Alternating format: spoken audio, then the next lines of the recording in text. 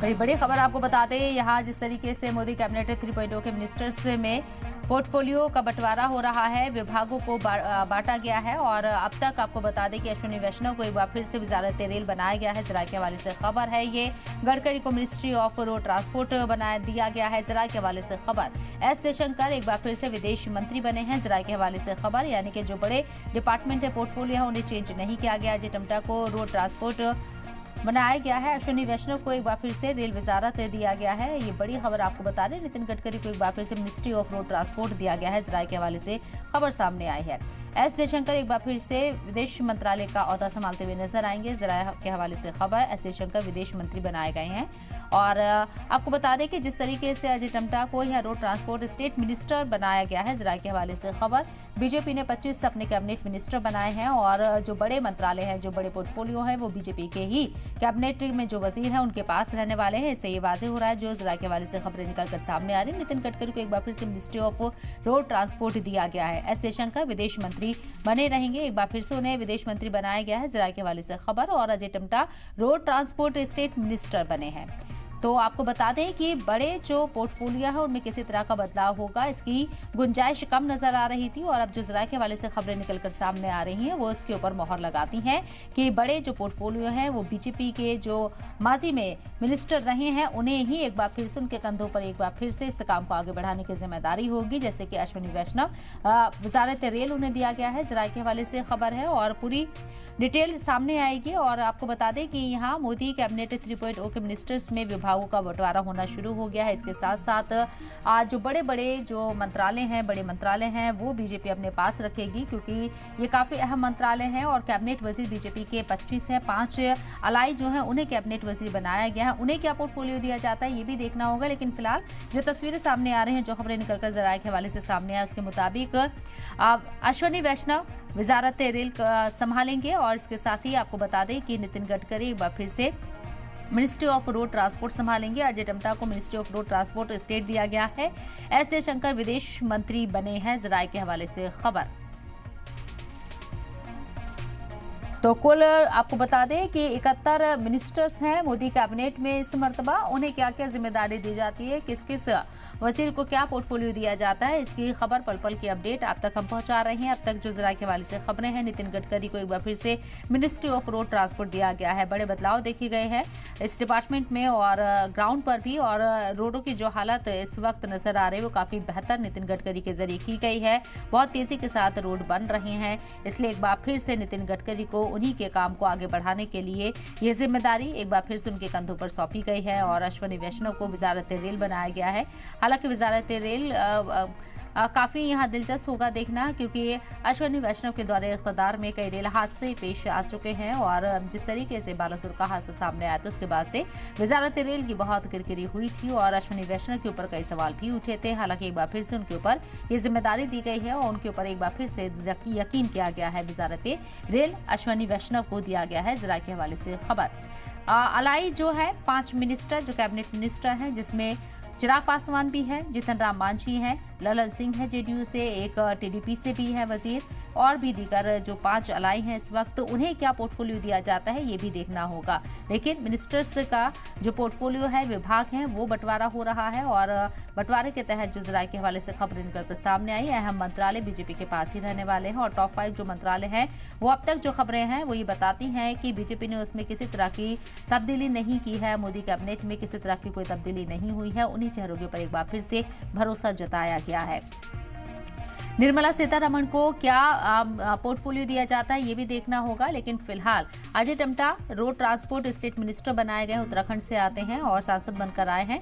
Modi cabinet 3.0 के ministers में विभागों का बंटवारा जारी है और ये पहली कैबिनेट की मीटिंग। हालांकि अब तक 20 सालों का अगर ट्रैक रिकॉर्ड देखें तो 20 घंटे से ज्यादा वक्त बीतने के बाद यहाँ पोर्टफोलियो बांटे जा रहे हैं। राजनाथ सिंह को डिफेंस मिनिस्ट्री दी गई है, तो राजनाथ सिंह को डिफेंस मिनिस्ट्री, मनोहर लाल को अर्बन डेवलपमेंट मिनिस्ट्री दी गई है। जरा के हवाले से खबर। पीयूष गोयल को कॉर्पोरेट मिनिस्ट्री दी गई है। एक बार फिर से आपको बता दें, पीयूष गोयल को वही मंत्रालय दिया गया जो माजी में उनके पास था और इसके साथ ही राजनाथ सिंह को डिफेंस मिनिस्ट्री दी गई है। राजनाथ सिंह आप देखेंगे कि तस्वीरों में भी आप देखेंगे वजीर आजम नरेंद्र मोदी के बगल में वो बैठे हुए हैं और दूसरे नंबर पर उन्होंने ओथ भी ली थी। हालांकि 2019 में भी उन्होंने सेकंड नंबर पर ही हलफ लिया था और अब एक बार फिर से उनके ऊपर भरोसा जताया गया। राजनाथ सिंह को डिफेंस मिनिस्ट्री दी गई है। जरा के हवाले से खबर, तो ये मोदी कैबिनेट कुछ इस तरह से नजर आने वाली है जो खबरें जरा के हवाले से निकल कर आ रही हैं। हालांकि इस वक्त कई नए चेहरे हैं जो मोदी कैबिनेट में शामिल हुए हैं, लेकिन ज्यादातर चेहरे पुराने चेहरे नजर आ रहे हैं और बीजेपी से चुनकर जो लीडरान आए हैं वो इसमें शामिल हैं। ऐसे में देखना होगा कि पूरी तरीके से ये कैबिनेट जो है वो कैसे नजर आती है। जो पोर्टफोलियो दिए जा रहे हैं उसके मुताबिक अभी और किन लोगों को जो एक बड़े मंत्रालय हैं, बड़ी मिनिस्ट्री है वो दी जाती है। राजनाथ सिंह को डिफेंस मिनिस्ट्री दी गई है। जरा के हवाले से खबर, 71 टोटल मंत्री चुनकर बनाए गए हैं यहाँ कल हलफ बर्दारी तकरीब के जरिए और इसमें आपको बता दें कि 37 नए मंत्री हैं और इसके साथ ही 33 पुराने मंत्री हैं, यानी कि पुराने चेहरे 33 है और 37 नए चेहरे हैं जो मंत्रिमंडल में शामिल हो रहे हैं। और उत्तर से अगर देखें यहाँ पर 24 राज्यों से हम देखें तो टोटल 72 मंत्रियों को शामिल किया गया है। कल ओथ दिलाई गई उन्हें और इसके साथ ही आपको बता दें कि कई ऐसे चेहरे हैं जो बिल्कुल यंग हैं, नए हैं, जिसमें से टीडीपी के सांसद सबसे यंग चेहरा नजर आते हैं। उन्हें क्या पोर्टफोलियो दिया जाता है ये भी देखना होगा। पीयूष गोयल को कॉर्पोरेट मिनिस्ट्री दी गई है। जरा के हवाले से खबर, तो कैबिनेट के टोटल आपको बता दें कि 30 मिनिस्टर बने हैं, जिसमें से 25 बीजेपी के हैं, 5 अलाई हैं, जिसमें से एक जेडीएस है। जेडीएस की अगर बात करें तो एचडी कुमारस्वामी को कैबिनेट मिनिस्टर बनाया गया है, जबकि 2 ही सीटें उन्होंने जीती थी। और इसके साथ ही एक हम से जीतन राम मांझी कैबिनेट वजीर हैं। जेडीयू से एक ललन सिंह को कैबिनेट वजीर बनाया गया है। इसके साथ ही टीडीपी से एक कैबिनेट वजीर बनाया गया है और रामविलास पासवान एलजेपी से एक कैबिनेट मिनिस्टर बनाया गया है, चिराग पासवान। इन्हें क्या मंत्रालय दिए जाते हैं, इन्हें खुश करने की कितनी कोशिश होगी बीजेपी के जरिए देखना होगा। लेकिन अभी तक जो खबरें जरा के हवाले से निकलकर सामने आ रही हैं उसमें जो बड़े मंत्रालय हैं वो बीजेपी के पास ही रहने वाले। राजनाथ सिंह को डिफेंस मिनिस्ट्री एक बार फिर से दी गई है। राजनाथ सिंह के ऊपर एक बार फिर से भरोसा किया गया उनके काम को देखकर। मनोहर लाल खट्टर को अर्बन डेवलपमेंट मिनिस्ट्री दी गई है। पीयूष गोयल को कॉर्पोरेट मिनिस्ट्री दी गई है। साथ ही साथ आपको बता दें कि और भी दीगर नाम है। जीतन राम मांझी को एमएसएमई मिनिस्ट्री दी गई है। कैबिनेट वजीर हैं जीतन राम मांझी और एमएसएमई उन्हें मिनिस्ट्री दी गई है, बड़ी मिनिस्ट्री है। राजनाथ सिंह को डिफेंस मिनिस्ट्री दी गई है। जरा के हवाले से ये बड़ी खबर।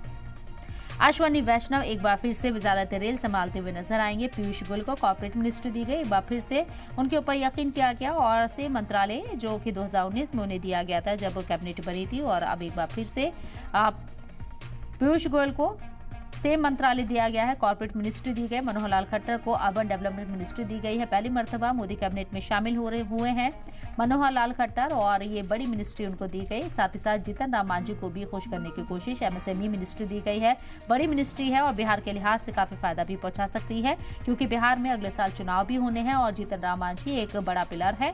ये जानते हुए हालांकि उनकी पार्टी ने सिर्फ एक ही सीट जीती है, जीतन राम मांझी खुद चुनकर आए हैं, इसके अलावा और कोई सीट नहीं जीती। हालांकि सीट भी उन्हें अलाई के तहत, एनडीए के तहत एक ही दी गई थी उनकी पार्टी को, जो कि उन्होंने विन की है और अब उन्हें मिनिस्टर बनाया गया है। एमएसएमई डिपार्टमेंट उन्हें दिया गया है। इसके साथ ही आपको बता दें राजनाथ सिंह को डिफेंस मिनिस्ट्री दी गई। पीयूष गोयल को कॉर्पोरेट वजारत दी गई है। जरा के हवाले से खबरें हैं। जीतन राम मांझी को एमएसएमई मिनिस्ट्री दी गई और पीयूष गोयल को कॉर्पोरेट मिनिस्ट्री दी गई। शिवराज सिंह चौहान को एग्रीकल्चर मिनिस्ट्री दी गई है। शिवराज सिंह चौहान सबसे ज्यादा मार्जिन से जीतने वाले मेंबर ऑफ पार्लियामेंट बनकर सामने आया है। मध्य प्रदेश से एक लंबा तजुर्बा उन्हें है और जिस तरीके से ग्राउंड पर वो नजर आते हैं, और अब उन्हें मिनिस्ट्री भी दे दी गई है, एग्रीकल्चर मिनिस्ट्री दी गई है, कैबिनेट वजीर है। राजनाथ को एक बार फिर से वजारत दिफा की जिम्मेदारी दी गई है।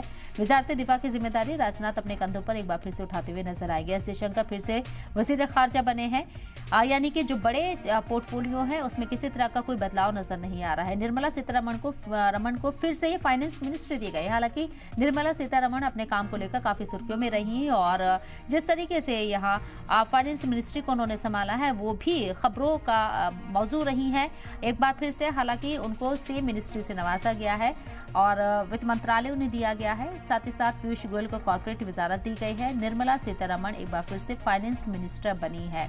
हालांकि आप जीडीपी को अगर देखें यहाँ कितना फायदा हुआ है ये भी देखना होगा, क्योंकि निर्मला सीतारमण किस तरीके से अपने मंत्रालय को एक बार फिर से संभालेंगी ये देखना होगा और क्या क्या चैलेंजेस होंगे।